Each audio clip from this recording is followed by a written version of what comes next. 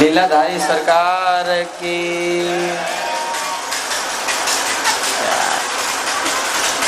आगे चलते हैं। यहाँ पे भगवान ने स्पर्श कराया चरण, उसका शरीर छूट गया, दिव्य रूप धारण कर लिया। उसने भगवान ने पूछा तुम कौन हो? उसने कहा मैं विद्याधर हूँ, मेरा नाम सुदर्शन है। एक महापुरुष के श्राप से मुझे ये सर्व योनि प्राप्त हुई थी और आशीर्वाद से आपका अब दर्शन हुआ है। अहम विद्याधरा कश्चित सुदर्शन इति सुता श्रित्या स्वरूप संपत्त्याः विमानेनाचरम दिशः। कह रहा है मेरे पास सब कुछ था, सौंदर्य था, लक्ष्मी थी, विमान थे, मैं घूमता था। एक दिन मैं अंगिरा गोत्र में उत्पन्न एक कुरूप ऋषि को देखा और अपने सौंदर्य के घमंड में आकर उनका हंसी उड़ा दिया। नहीं समझा? तुम बहुत खूबसूरत हो, किसी काले व्यक्ति को देखी और तुमने उसका हंसी उड़ा दिया, तुम तो काले हो। अब वो ऋषि हैं, कोई साधारण होते तो अलग बात, वो ऋषि होता है, चाहे काला हो चाहे कुछ भी हो, तो मजाक नहीं होगा। अब मजाक उड़ा दिया ऋषि का। अब ऋषि के देखो, या तो अनुग्रह करते हैं या तो नहीं करते, या तो छोड़ देते या तो इसको सजा देते। ऋषि ने सोचा बड़ा हरामी हो गया ये, देवता है तो मजाक उड़ाएगा। ऋषियों का चलता है देवी देवताओं पे भी। इंद्र को भी दुर्वासा ऋषि ने श्राप दे दिया। समझ? ऋषियों की ऐसी शक्ति है, जो ब्राह्मण तप करते हैं उन्हीं को ऋषि कहा जाता है। आज हम लोग ऋषि हैं, तप करिए और तप किए और कर रहे हैं। ये कथा करना, अपने तरफ से ज्ञान का प्रचार करना, भक्ति का संवर्धन संरक्षण करना, ये किसका काम है? ऋषि का काम है। भक्ति का प्रचार, संरक्षण और संवर्धन करना ये ऋषि का ही काम है।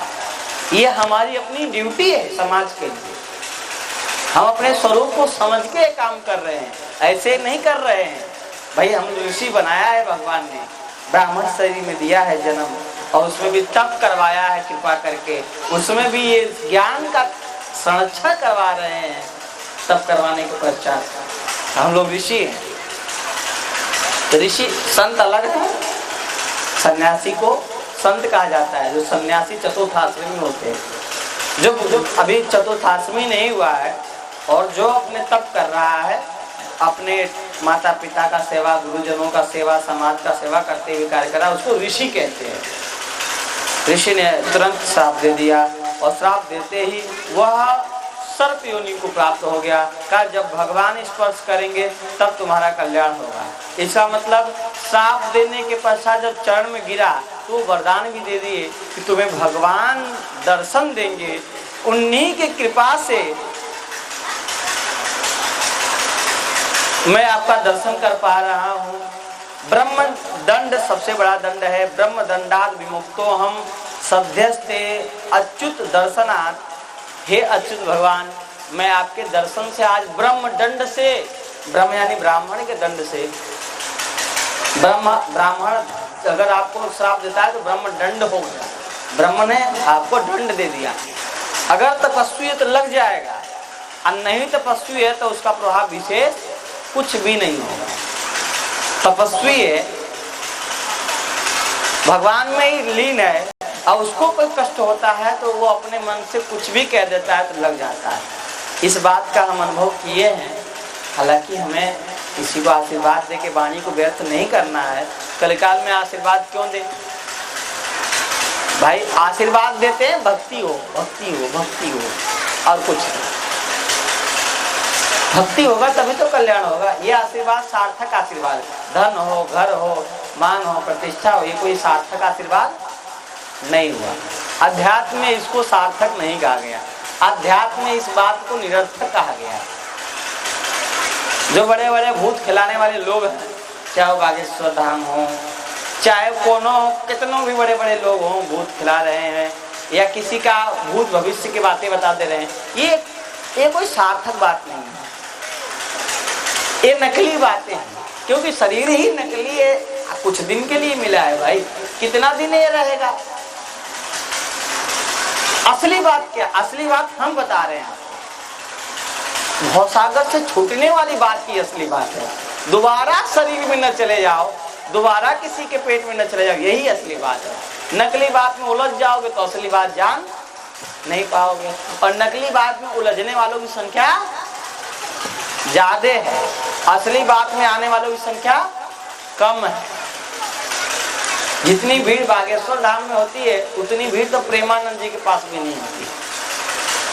गलत नहीं करे, बढ़िया बढ़िया संतों के पास भीड़ नहीं होता है।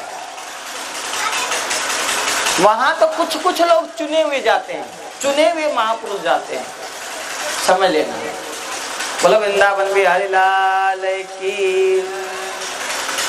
इसके पश्चात जब ये भगवान लेके जा रहे थे गोपी इत्यादियों को संरक्षण करते हुए, कृष्ण बलदेव आगे, कृष्ण पीछे बलदेव, पर ऐसा एक असुर था शंखचूर्ण नामक कि इसने बीच में से ही गोपियों को थोड़ा सा गायब कर, 4-5 गोपियों को पकड़ लिया और पकड़ के ले जाने लगा। गोपियां चिल्लाई, हा कृष्ण हा राम क्रोशयंतम कृष्ण रामेति विलोक्य स्व परिग्रहम। बार बार जब चिल्लाई राम कृष्ण चिल्लाने लगी, तब भगवान वहां पे प्रकट हुए। भगवान ने मतलब उसको दौड़ाया, दौड़ाकर गोपियों को छुड़ाया और उसका मस्तक पे ऐसा मुक्का मारा कि एक चमकती हुई मणि थी उसके मस्तक पे, अब वो चमकीली मणि शंखचूर्ण का निकाल लिया वो और कृष्ण जी ने बलदेव भगवान को अर्पण कर दिया।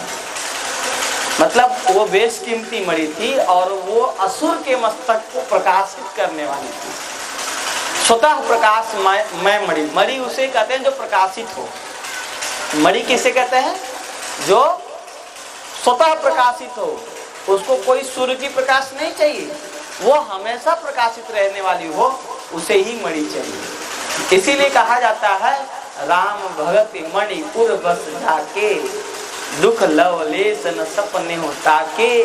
क्योंकि ज्ञान रूपी दीपक जलाओगे तो विषय रूपी बयार बहेगी तो ज्ञान रूपी दीपक बुझ जाएगा। पर राम भक्ति रूपी मणि रहेगा तो चाहे जितना आंधी आए, तूफान आए, वर्षा आए, सुनामी आए, वो तो चमकती रहेगी, विषय का कोई प्रभाव नहीं पड़ेगा उस वस्तु पे, क्योंकि मणि है। मणि स्वतः प्रकाशित है, वो किसी भी तूफान से गुजरने वाली नहीं है। इसीलिए भक्ति मणि है और ज्ञान दीपक है। ज्ञान क्या है? इसलिए हम लोग भक्ति वाले काम करें। अगर हमको आपको ज्ञान देना होता तो ज्ञान तो हमारे पास बहुत है, खाली ज्ञान दे के निकल जाते, कथा नहीं करते। पर हम आपको कथा दे रहे हैं और कथा देना मतलब भक्ति करना है। हमें भगवान की कथा श्रवण कर रहे हैं ना, ये भक्ति है। आगे चलते हैं।